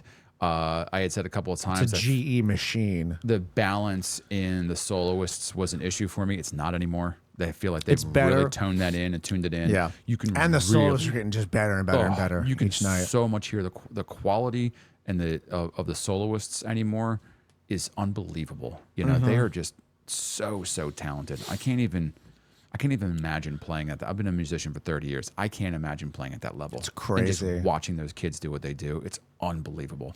Yeah. And high pressure too. I mean, you are like the soloist or the duet. Yeah, in front of that whole 10,000 show, people. yeah. You know, soon to be 30,000 people at finals. Yeah. You know, like I mean, also that's, like 6.5 minutes into your show. yeah. You know? Not only are you running and sprinting even and playing your losing face mind, off, I'm sure. This isn't orchestral music where you get to sit and just play for a couple hundred people. Like it's hard. It's extremely difficult, and they are killing it. I mean, Phantoms. Like I said, we could talk so much about how great Phantom is. I think that the judges got it right. I think they're going to. At this point, I think I rewatched Phantom show, or excuse me, I rewatched Crown show. Crown has one of my favorite opening moments of the entire season. I think for me personally, Yeah. It's great. And I said this before. I think it looked like they designed the first minute and a half to 2 minutes of the show, and they were like, "This is going to rule," and it does. And then they didn't know what else to do. Like we just blew the load on trying to figure out like this is it. Yeah. Because that opening it's that impact and the ballad with the fire in the background, the ash that the members are supposed to look like, and then they take them off, they turn around, the guard feature. Yeah, in it all works together. It's so good. And you can hear it. It's a crowd reaction. As soon as it goes off, the crowd goes, they lose their mind. It's cool. Yeah. That's what you want from a GE moment. And then the rest of the show is just like, okay, it's Crownish. You know what I mean? They just the run around. whole second or maybe also third movement. There's the whole movement after the opener and before the ballad. I watch it and I'm like, I'm impressed. And there's little moments that are cool in there, but the continuity is not there. I don't know what I'm supposed to feel for the whole. Yeah, what am I supposed to be doing right here? Yeah, it's like, you guys sure are playing a lot of notes, and they're playing it very well, as Crown usually is. Yeah, but their brass is at what? I think their brass is also. I think they might be second or third. No, they're fourth. Are they fourth? Really? Fourth. Wow. And I honestly listen to Coats, Crusaders, and Devils, and I can't disagree with it. I think Crown's got more notes than them. Probably because they always do. Yeah, but like, yeah. What good? Again, I talked about the flaws in Carolina Crown's design a few episodes ago. What good are notes if they're not making me feel something? Right?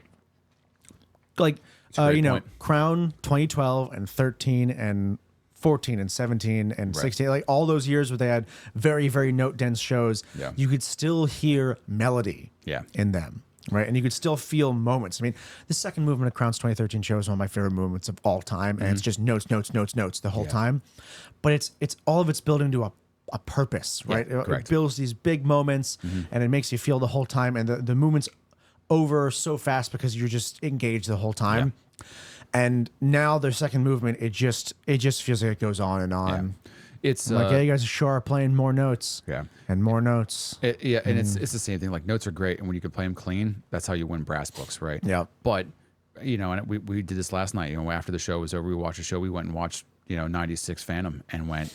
There's 2 minutes of easy notes. It's just you look at the book for that, and it'd be like, what is this for like a open or like a middling open class core or something like a high school band? Yeah, it'd be so easy. But it's just the raw power and emotion. Yes, and all the design comes together. If you have not watched 96 Phantom, do yourself a favor. Oh my god, unbelievable horn lines. Right. We talked about chords that can just hold a note and just sit in it. God. And just like, I was never want them to stop playing. I'm just thinking about it right now. Honestly, I might go home and watch it again it's tonight. Such a good show. And that's how you win. It's through emotion, power, all those things. That's what drum corps is about. Which is why Phantom's ahead of them right now. Yep. Because that is what they are doing. They are generating. And I said this about Madison earlier. This is the other show I was talking about. It is a drum corps fans drum corps show. It is like you can appreciate all the new age stuff that's going on. I know I do, just like any other person, but there are sometimes I just want to sit back and just watch in awe at just cool stuff going on the whole show. It's a great combination of even the big the big horn line feature where they're just going through it and they're doing stuff. It's very short. It's like, let me sit down, let me lay down some notes and play like Crown does, and they do all the thing, right? And then they get up and they just go back to being drum corps, and like that's the best way I can describe it. It's the only way I know how to describe it. I feel Because drum corps has its own vibe, and that is one of the shows this year that is just straight drum corps. You know, I just love it. It's awesome. Yep. And again, you watching those getting cleaner and cleaner and cleaner every week. Yep. Right. And also, you know, to point out, I did not think this would be happening. But, you know, Crown still beat Phantom and Brass, but only by 0.1 in each sub caption. Wow. Right. So, you know. So maybe Phantom jumps them Crown in Brass. got a 9-2 in achievement and 8-9. Sorry, a 9-2 in content and 8-9 in achievement. Phantom got 9-1, 8-8. Yeah. Right. So like, they're right next to each other. Yeah. They're so close to one another. Yeah. And I think it's just going to, you know, it's going to boil down to who can keep pushing. And I think Phantom just has a better show. It's a crowd favorite thing.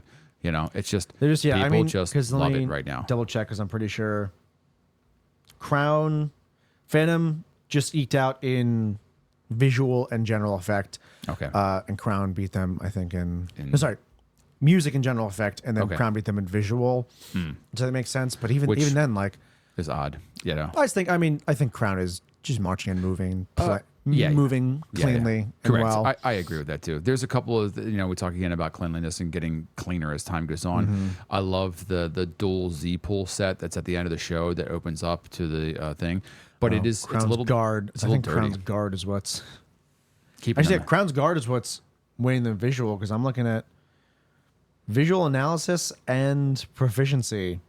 Jeez. No, Crown isn't 6 in visual proficiency. I didn't realize. Yeah. Yeah. So like it's, you know, it's the same. Like there's a lot of really odd. There's a lot of, I think, judges giving good credit for content and then really giving honest credit for achievement. You know, going, hey, look, we get it. It's hard. There's a lot of mismatched. Not mismatched, but unequal content and achievement. Yeah, which I think is very fair. Yeah, honestly, I think it's absolutely right, because it tells you, you know, if you got the same achievement, we always view it as if you got the same achievement and content scores. That means like your book is written right for the core, and you're achieving at the level that is reasonably to expect it. Right. Exactly. Whereas if content is higher in achievement, it means, you know, you're doing a hard book, but you're not quite achieving it. Versus if you have high content, low achievement, it's like you're outplaying your book. Maybe you need to add some more hard drill moves or technical passages. Yeah. You need to do something to make it a little more challenging. Right. Yeah. So I like it when those scores are a little mismatched, because that means, you know, like, I think most of the content scores are outpacing the achievement scores. Yeah. Which is like fine. That means you got room to grow to hopefully get those even by finals. Yeah. And that's the whole goal, obviously, throughout the whole season, is to generate, like you said, something that's difficult that the members can manage, and then being able to get them to do it. I think it's one of the reasons Phantom is crushing it this year. I mean, they were, I think, much dirtier than Crown at the very start of the season, but it's because it was a hard and very effective show, and the members are just rising to the occasion. Yeah, absolutely. Right, they're really just crushing it. That obviously that's all the members' responsibility to do that, but that also goes into staff and helping them achieve those moments in the way that they're supposed to. You've got the membership that can handle it, and the staff that knows exactly how to push the membership to become as great as they can be. Yep, absolutely. Yep. So I think Crown stays in 4th, and then Crown stays in 5th, and Phantom stays in 4th. I'll say it. I want Phantom to get 4th this year, right? I want them to stand.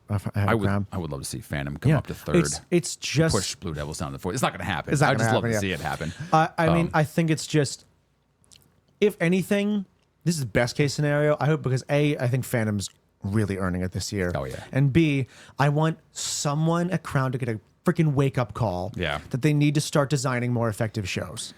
I mean, it's ridiculous. I think this year will be the year that they take a look at that. You know, it's been 3 years in a row where it's been like last year. I said this to you.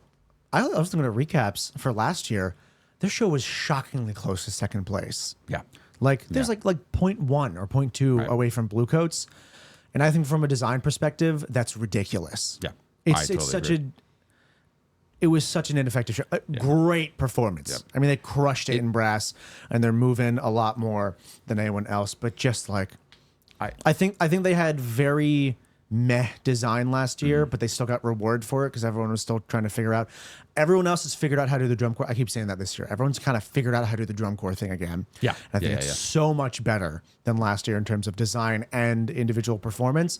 Crown still hasn't figured that out, and I think they're getting knocked down a few places. Because everyone else has figured out, how to get their ducks in a row, and Crown still doing meh design. I've said this before as we walk into the Bluecoats in the Boston conversation, is that the consistency of staff from year to year in any single drum corps is what keeps them in the places that they are. Obviously, members have to perform. Obviously, design has to be there. That stuff is all true. Yeah. But when you have a storied, successful person who is walking into the adjudicators and going, here's why you should be giving us better scores. Here's the things that we're doing. You have an explanation that works for that.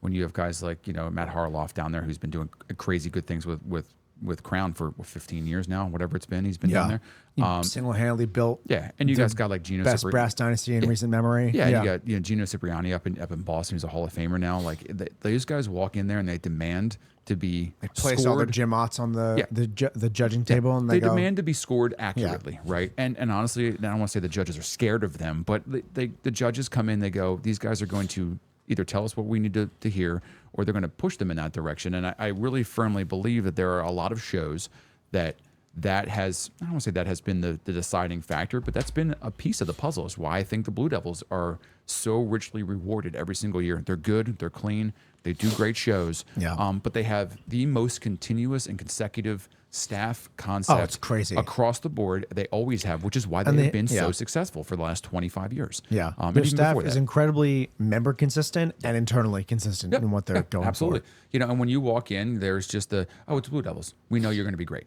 right? Which is, I think this year, when you look at their visual package and you look at everything that they're doing, the show is good, obviously, and the members are performing because they're the Blue Devils. Everything about that is good. I will say this, and I said this to you last night, I think this is the first Blue Devil show I have watched in years that I understand from beginning to end conceptually what the heck they're trying to do, right? Visually, at least. At least visually, yes, specifically visually, but even from a musical standpoint and from what they're trying to achieve from member to member and like the design and all that stuff, it all makes sense to me. It's got a strong feeing. The first time this year, I didn't think I needed a 45-minute dissertation about what the heck's going on to understand color. I don't, like the Dirty Desk show from last year. It's about a specific artist, but yes. Yeah, I mean, which I get, it's just so highbrow.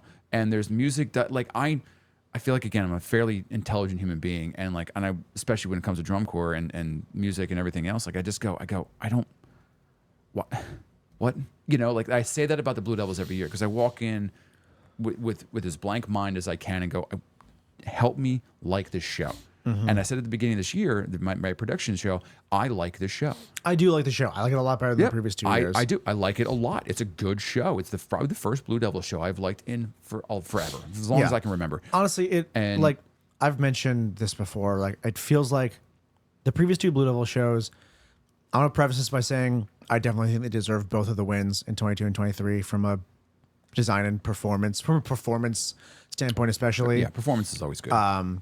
But I just watched both those shows, and they feel derivative of themselves. Yeah. It feels like they just went, what makes the Blue Devil show a Blue Devil show? Oh, and they were like, especially 22, what's it about? I think it's just about being the Blue Devils. Yeah, I guess. Yeah, sure. Which they already did better in 2017. Yeah. But it didn't feel like they had much of an identity. 23 was better about that, right? Having a feeling and identity more than just being the Blue Devils. The Blue Devils, but this year, finally, it feels like they're like, here is the show theme. Yeah. Right? Yeah. And here's this cool feeling that we're going to evoke throughout the whole, the whole way. So I do really appreciate that about the design. It's a much cooler feeling, the whole opening segment. Yeah. We talked about this as a really cool color moment where they're all moving. You see the whole horn line, and then all of a sudden they stop and they turn backwards. They turn the whole horn line black, and then the color guard pops out. Such a cool neat. and moody kind of moment. Yeah, it's to such establish. a great color reveal on the show, and it's so good. I understand the drill, which I don't like the drill from a cleanliness and a movement standpoint, but I totally understand the drill. You understand what they're going for. Yeah, I understand what you're trying to do with it, right? I think it, as a drill heavy person and somebody who grew up in the late 90s, early 2000s drill, everything was so angular and so very geometrical. Yeah. It is like, it's like almost there, but then not in a, like it hurts my soul a little bit. Yeah, it's this mix of geometrical and organic sort of feeling. It's just, everything is just falling apart constantly. And I love it. I think it's just, it's like every form is half and half. And I wish every form was like 60-40 or 70-30. Yeah. Like build it to 70% and then let 30% of it. You could have been just as effective and then done that. Like the staircase, the double staircase form that's in the middle of the show after the Pokemon section. Yeah, where it's just kind of like, we're just kind of like moving back and forth. It's such a cool moment idea, but something about it doesn't just read right. It just looks like, it feels like they're halfway through this big, if it's a 10-second moment, you get 5 seconds into it and you go, oh, that's what they're doing. Yeah. And then it just doesn't quite land. There's so much going on visually. I think my read on it from the early predictions episode, where it just feels visually cluttered, I think is holding true. Yeah. It's like having a full company front, right? And you see like back in the early 2000s when they started to like play with how to do a company front, and you see like bits and pieces of it like pop off, and then like individual people come forward, and then it reforms another company front rather than just pushing it forward. Yeah, that is the idea I think they were trying to go with the staircase set in there, but they took too many people at one time, so the form of the staircase set isn't visually, it's not there anymore. So it just looks like this random assortment of people moving all over the place. And it, like, if you had taken half as many people and moved them at different times with different things, I think it would have been way more effective. Yeah, I understand. I love the concept behind it. It's really, really neat, because I love forms that do that, where just kind of fall apart or one person's out of it. Like the entire show, all the boxes that are missing one person, love it, because it's 90%, 95% built, and you can see there's one dude or one young lady who runs out to the front, and then just hangs out there, or is like slow trying to get back to there. Those are all really effective moments for me from a design standpoint. It's when the whole core or the whole horn line is together, and you're like, it's a 50-50 breakdown, like it's half the box. And I like the new closer. Good on you for, this is one of the things I always love about BD is company fronts, because that's such a traditional drum corps thing. Yeah. And they put a big old company front in that's super clean. I would say that's what they do. Yeah. And I love it. I think we talked about the cleanliness in the Blue Devils, and a lot of people have said, like, oh, I think you said this, the capes are making them dirty. Yeah. I actually think they're just dirty this year. I think they're just dirty, and the capes are making it worse. They were just covering it up and are a thing to blame for the first half of the show, because they take them off, and you can still see they've got moments of greatness. They have these like 12-person-ish box rotations in the middle of the show that are awesome. Yep, very clean. Right. As you said, that big company front, and they take it and rotate it, is one of those things that like only the Blue Devils can do. Yeah. And it's hella clean. Yeah. And the people on the ends are sprinting. Yeah. And they're staying perfectly in line backwards, right? Yeah. It's one of those moments that like it feels like the old cleanliness of the, I'm sure it's a set they work on a ton. It feels like one of those moments where the old cleanliness of the Blue Devils comes through, like the 2010s level of clean comes through, and you're like, oh yeah, this is the Blue Devils. But overall, I mean, I think this is the reason that they're in third now for 2 nights in a row. Yeah. And the it's gap, just the first year. The gap keeps widening in that score, and I think it's going to. I think it might, I think it's going and to.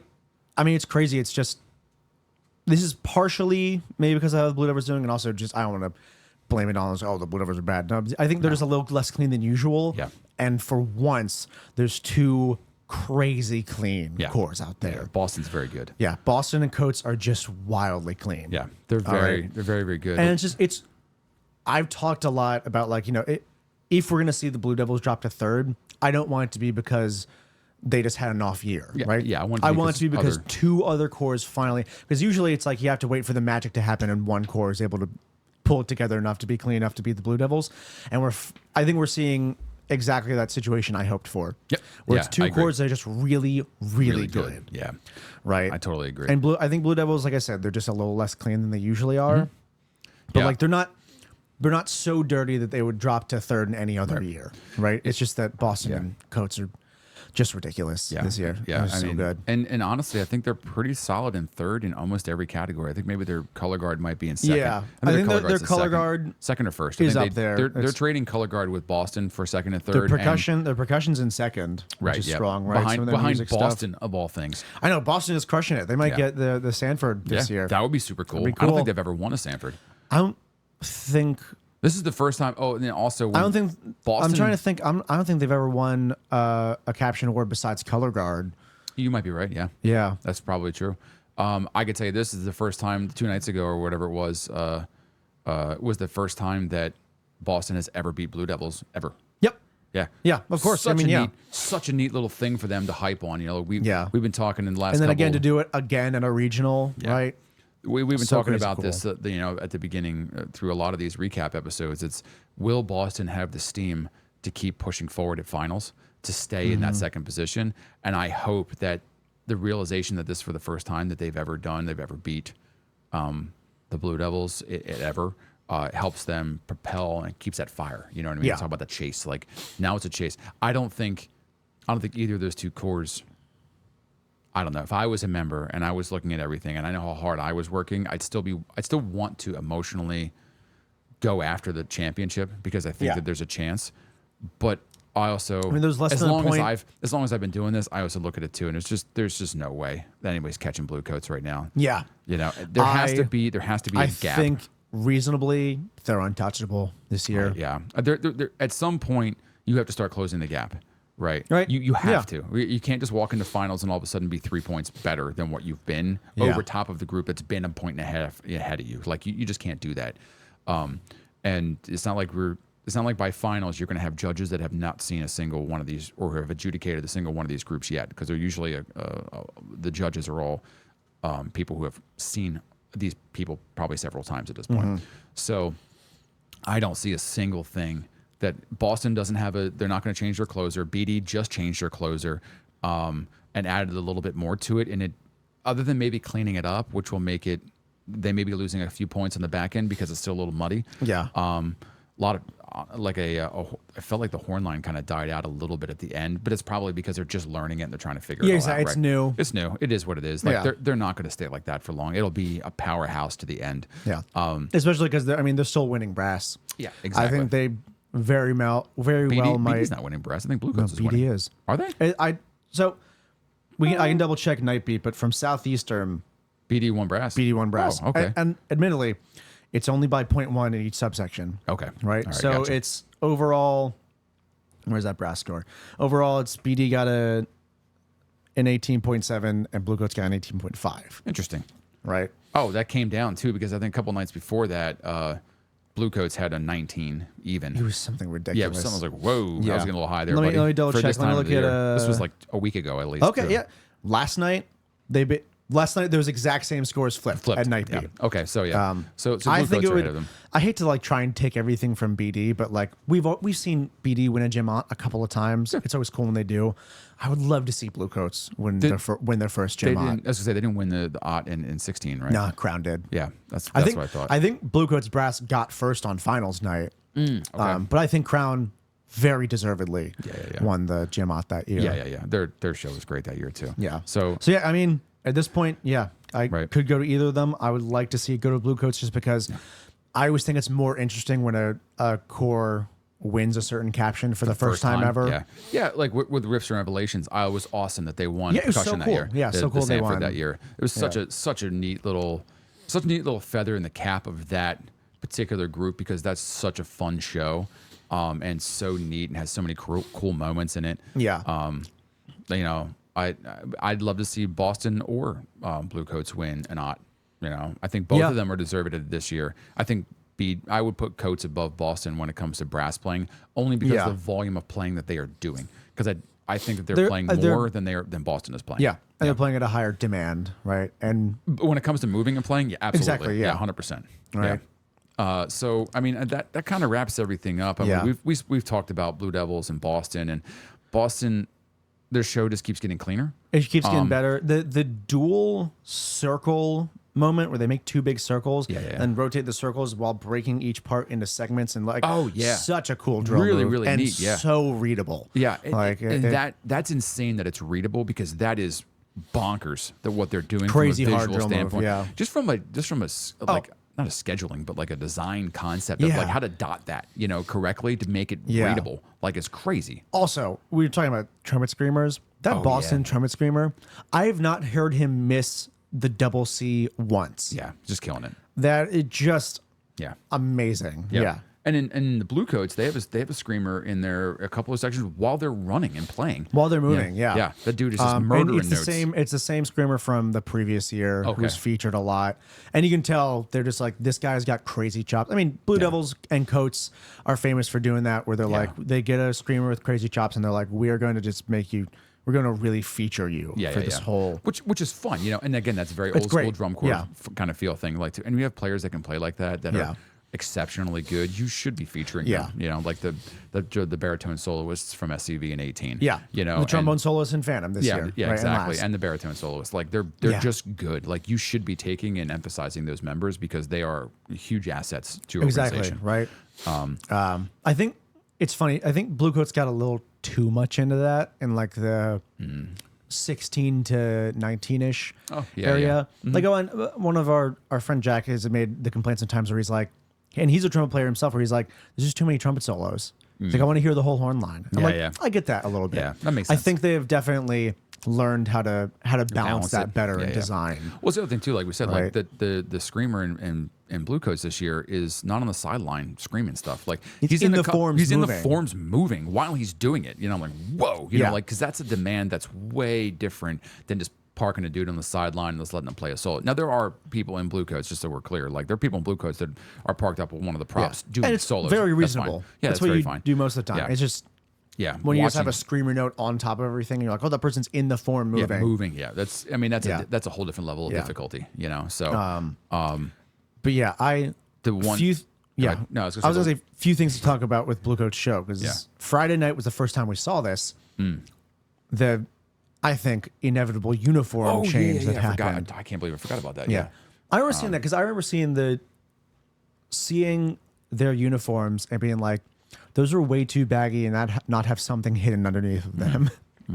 And some people, one person on Reddit comically predicted that all of them would have the white classic uniforms on underneath, which I think was a long shot. But it's nice to see that something is under there. Yeah, I think just this week I don't know when the first show was that they did this. It might have been Friday.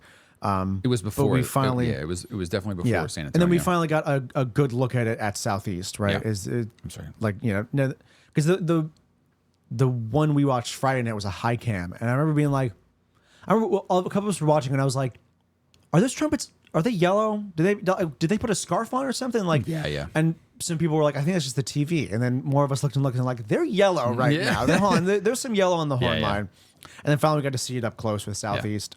Basically, a yellow and red top, similar colors to the horn line, skin tight Under Armour sort of thing that they basically peel the uniforms off. Yep. I think they tie it around their waist basically. Yeah, so there's one part where they take half of it off, which is actually half. It's like they pull their sleeve out and you can just tell a little, it's like, just yellow. The half sleeve is just hanging behind them, just kind of doing and the drum line does like a sort of, I don't know, Miami Vice, like pull the shirt open a little bit and you see the yellow under there, which I think is a cool look, honestly. I think it's great too. Just a little bit of splash of color. And I don't know if anybody knows is that both the colors are, besides the red, are a la 2016. The yellow and the white. It's the yellow and the white, but they just it had the blue stripe in it. And this the year they had a red red from one. the props. This whole year I've been like, it feels like a 2016 sequel show. Exactly. Which is, I guess, fitting that's winning. Yeah. I mean, it's a good show. Maybe they should just stop letting their colors be blue and just let them be red. Yeah. I don't know. but so I'm curious, how do you feel about the uniform change? I like it. I like it as a half uniform. Like when I take one arm out. One arm thing. And it's just like, this, there's a white division. It kind of goes, I think it adds like a really cool, like, feature to it. Just a little splash. At some point later on, they take it off and they tie it around their waist and it's like very yellow and white on the bottom, but it's kind of like it's not a clean line. So I don't know. I think it's too much yellow then, because I like the red and white feel on the uniform from the beginning of the show. And then it just kind of, it feels muddy. almost like Yeah, like unclean. But I liked it when they went one arm because again, there was a very clean line that the uniform was creating. Just by being folded over or whatever else, even though everybody was kind of a little bit different, that's fine. Yeah. You know, like it was just a splash of yellow, which I liked. I think I understand it from a show design perspective because I think that the general idea of the show is they start all together and also, organized. It's a show about entropy, basically. Yeah, right. Right now, start also organized and slowly the props break apart, and finally they're all spread out all across the field, and they go from these crisp together uniforms to like one that's a little more chaotic. Yeah. Right, and it's like entropy slowly taking over. Yeah, and then they showcase that throughout the entire show, and then at the very end they come back and they're still together. Yeah, you know. So I get what it's from, but I'll have to watch it a few more times, and I will watch it several and many more we'll be times. At finals watching it, you know. Yes, but I'm not sure how to feel. I do think the color palette, like you said, it muddies it a little bit in a way that like coats are so clean this year that I like feel the like it takes it away. Crisp white and red look that they have is so clean. And when they all come back together in that block, you know, I get it from a show design perspective, but I just love the way it looks with the all white. Right. Yeah, it's another thing where they changed something just a little bit, and I was like, it was so good the way it was. I understand what you're trying to do. I understand that it emphasizes the story of the show, and I get that. But we talk about this with Hornline or with choreo and stuff. Yeah, I see. Just because you can doesn't mean you should. You know, and even when something fits the show theme, and it doesn't. It does. It does. Right, it absolutely does. Right, but I kind of liked it the way it was. I know. Yeah, I really did.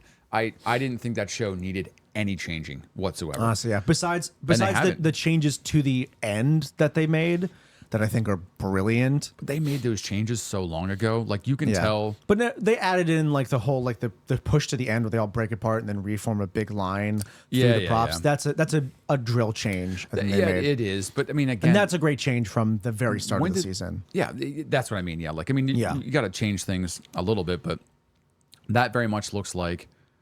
I feel like a lot of cores come out and they go, we don't know where we're going to place, or we want to hear what the judges have to say, and we're going to figure out what we're going to do at the end of the show to fix what is missing from an adjudication standpoint, and from just a design overall thing, like the whole changing the closer, between like San Antonio, Atlanta, and Allentown is relatively new. That's not a thing that we did for years and years and years. Like it was always a thing. Like like almost everyone does probably it, in the last like 5 to 10 years ish. That cores are doing that, and I really do think they're waiting to be judged. They're waiting to see what's working, what's not working, and whatever's missing. They're going to put more of that, or they're going to emphasize what's missing so that they can. I won't say shut the judges up, but they can get the judges what they're looking for, right? Like, you guys are moving great, but we could really use some more power, or we could use, maybe more of the drum line, or, everything's backfield so often. So can you bring things forward to field? Like, you're not going to change your entire show to fix that. What you're going to do is you're going to change the ending, which is like, you're going to balance it. Yeah, you're going to balance it by putting this thing. Crown has made a living out of putting the crown in later, which is super cool. I think it's also on an angle this year, super neat. It is cool. Yeah, I did dig that. Yeah, super cool. I think it's also it's a cool audience thing. To like be like, oh, just wait until you see the true ending of the show. And I like cool that. To look for. Honestly, I like it. As a member, as a fan, I like that I can watch something at the beginning of the season and it'd be different in the middle and then be a little different at the end, because it gives me the desire to want to go to multiple shows. And see things. And usually those top cores, they're good at saving the best for last. Yeah. Look at it's crazy watching. You find semis or prelims footage of Bluecoats in 2016. Okay, and they get to that big ending part, and like they get down to like the trombones like slide into it, and there's some solos, and they hit it, and they just like go to the ending pose. Yeah, and it's like, oh, cool ending. They get to finals, and they like hit those two notes, and then they sprint backwards through each other, like up and down the slides, like just going over and over. And they bring up the horns up as people are still running up the slides, and they sprint through each other while playing. Like, and it's one of the coolest endings ever. Yeah. And like, how cool to be their semis night and be like, oh, what a great show. Yeah. And then see that ending finals night and just lose your mind. Yeah, right. Right. It creates such a cool, effective moment. Yeah. If, for it, that I think as you said, rewards the people that follow it throughout. Yeah, yeah. You know, the whole As a season. fan, like it is like I love certain drum. I've been doing it for a long time, like I said, Yeah. and I've been a fan for most of my life now at this point. And I'll go see it just because I love it. But there is something great about seeing some change that happens. Changes everything, dude. Changes everything. There is just to see those adjustments, and I think as a member, it's probably fun too. To go, I'm sure cool. it's so I'm not cool. doing the same thing, or I'm learning something new, or like, oh, this is really cool, like whatever it is. As a Crown person, I can imagine that it's exciting to get to that part of the season and be like, hey we're guys, finally putting the we're gonna crown, put the crown set in. Yeah. It's got Or they in gotta love Phantom, it. Do you think Phantom's going to put the leg kick at the end of the I show? hope so. They They have to, right? Come on, why not? They're already just sitting on the front sideline. Yeah. How easy would it be to like just halfway through that power cord, just boom, pop out and the just leg. boom, leg. Yeah, exactly. Right. Those things, those iconic pieces of the puzzle that happen in Everyone certain loves them, shows. yeah. You give the crowd what they want, man. Give the members what they want. Yeah. Also that too. All of Yeah. them. Everyone wants to see Phantom with the leg kick. They want to see Crown make the crown set. Yep. Right. They like. Yeah. Everyone wants that, right? Yeah.